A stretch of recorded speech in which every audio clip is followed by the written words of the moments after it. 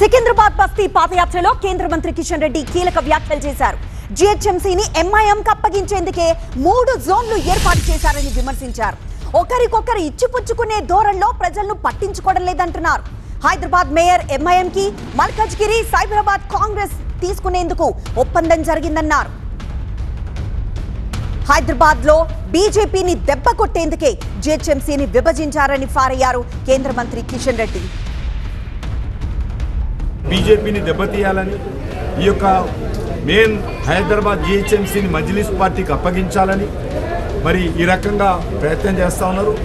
ఎంతసేపు జీహెచ్ఎంసీ, కాంగ్రెస్, అదేవిధంగా మజ్లిస్ పార్టీ, అదేవిధంగా టీఆర్ఎస్ పార్టీ, ఎంతసేపు మేము మజ్లిస్ పార్టీకి ఏం సహకారం చేశామో మజ్లిస్ పార్టీ బీఆర్ఎస్కి ఏం సహకారం చేసింది, మజ్లిస్ పార్టీ కాంగ్రెస్ పార్టీకి ఏం సహకారం చేస్తుంది అనేటువంటి ఇచ్చిపుచ్చుకునే ధోరణిలో ప్రజల గురించి పట్టించుకునే పరిస్థితి లేదు.